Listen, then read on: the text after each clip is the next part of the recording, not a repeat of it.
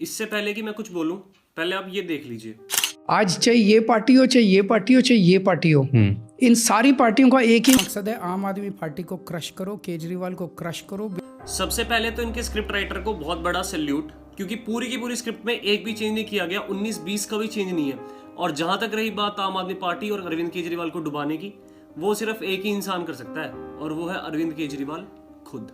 यहाँ पर ऐसा नहीं है कि तीनों भाइयों ने अरविंद केजरीवाल से कोई भी सवाल जवाब नहीं किए हैं, जैसे कि देख रहा हूं, पर ना मेरे को यमुना साफ दिख रही है, ना मेरे को हवा साफ दिख रही है। जो चीजें मेरे को डेली दिख रही हैं, उनमें मेरे को दर्द हो रहा है। मैंने 2020 के चुनाव में प्रॉमिस किया था कि अगले 5 साल में यमुना साफ कर दूंगा। पहले 2.5 साल कोरोना आ गया, कोरोना में ऑल कंस्ट्रक्शन एक्टिविटीज, सब सारी एक्टिविटीज बंद हो गई थी। उसके बाद पिछले 2 साल से आप देख रहे हो, कभी ये जेल में, कभी मैं जेल में, कभी मनीष सिसोदिया जेल में। इन्होंने फर्जी केस के अंदर हमें उलझा दिया। वाह, क्या बहाने बना रहा है। पहले 1.5 साल 2.5 साल कोविड रह गया, जिसके साथ पूरी की पूरी कंस्ट्रक्शन रुक गई।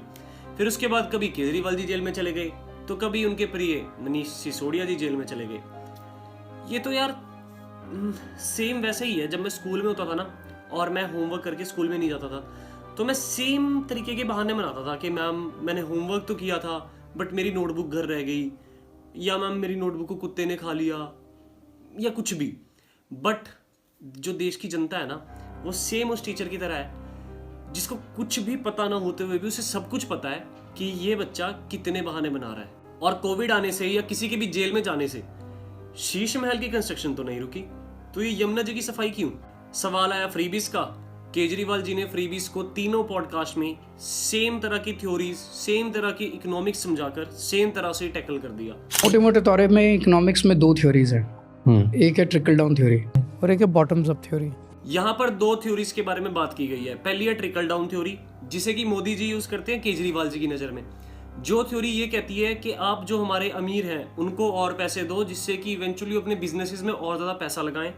वो पैसा इकोनॉमी को बूस्ट करेगा, एम्प्लॉयमेंट जनरेट करेगा, और ऑटोमेटिकली जो पैसा है वो मिडिल क्लास और लोअर मिडिल क्लास के पास आ जाएगा। दूसरी है बॉटम्स अप थ्योरी, जिसे कि केजरीवाल जी यूज करते हैं केजरीवाल जी की नज़र में, जिसमें कि आप गरीबों को पैसा देते हो फ्रीबीज के तौर पर, और वो उस पैसे को खर्च करेंगे, इकोनॉमी बूस्टअप होगी, एंड पूरा का पूरा पैसा इवेंचुअली इकोनॉमी के अंदर ही फ्लोट होगा।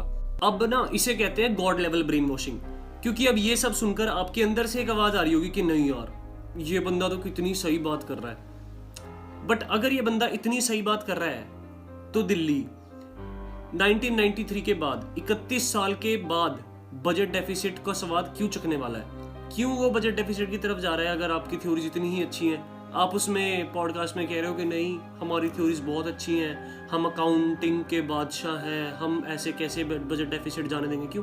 पंजाब तो और ज़्यादा बजट डेफिसिट में चला गया। और अगर केजरीवाल जी से फ्रीबीज के ऊपर थोड़े एक्स्ट्रा सवाल पूछ लो, तो मेंबर ऑफ पार्लियामेंट को दिए जाने वाली फ्री इलेक्ट्रिसिटी को एज अपनी शील्ड यूज करने लगते हैं। आपको पता है एक एमपी को कितनी फ्री बिजली मिलती है? मेंबर ऑफ पार्लियामेंट को 4000 यूनिट बिजली हर महीने फ्री मिलती है।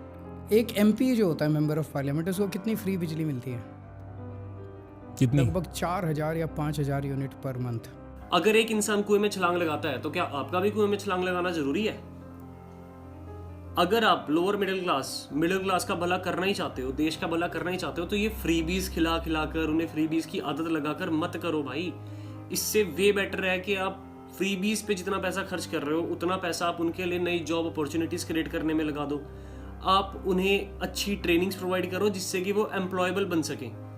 क्योंकि क्या होता है ना, एक इंसान जो काम करना चाहता है और एक इंसान जो काम कर सकता है, दोनों में बहुत बड़ा डिफरेंस है। अगर आप इस डिफरेंस को खत्म करने में पैसा लगाओगे ना, तो उन्हें आपकी फ्रीबीज की जरूरत ही नहीं पड़ेगी भाई। वो ऑटोमेटिकली अपने आप कमा लेंगे, अपने आप इकोनॉमी बूस्टअप हो जाएगी। मैं भी मेरे होटल से इधर आ रहा था, रास्ते में कैंपेन्स देख रहा था जगह जगह। तो आपके अगेंस्ट कैंपेन्स हैं कि इन्होंने 1000 रुपये प्रॉमिस किए थे, वो नहीं दिए हैं, अब 2100 रुपये बोल रहे हैं, वो भी नहीं देंगे। तो क्यों नहीं दिया आज तक 1000 रुपये? 1000 रुपये देंगे। अभी पंजाब के में हमारा कोई टर्म खत्म नहीं हुआ, देंगे, और अगर नहीं देंगे तो जनता हमारे को वहाँ की। मैं अभी आ रहा था ना सर, बिल्कुल यहाँ इंडिया गेट पे एक बहुत बड़ा पोस्टर लगा हुआ है, बड़ा नया सा लग रहा था। उस पर लिखा हुआ था, बीजेपी का पोस्टर था, उस पर लिखा हुआ था कि ये 2100 रुपये देने की बात कर रहे हैं, इन्होंने पंजाब में भी नहीं दिए। वाह यार वाह, दोनों ने पॉडकास्ट में आने से पहले ही उन होल्डिंग्स को देखा।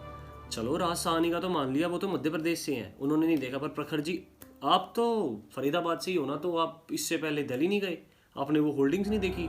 मैं यहाँ हिमाचल में हूँ, मेरे को यहाँ पता है कि वहाँ पे वो होल्डिंग्स लगी हुई हैं ऑनलाइन के थ्रू, सब चीज़ के थ्रू।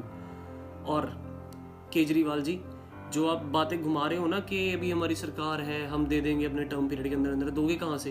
पंजाब के पास तो पैसा ही नहीं है, पंजाब तो प्रॉपर बजट डेफिसिट स्टेट है, और उसका जो बजट डेफिसिट है वो दिन पर दिन बढ़ता जा रहा है। चलो आज के एपिसोड में इतना ही। आप खुद समझदार हो, आपको खुद को पता है क्या सही है और क्या गलत। धन्यवाद।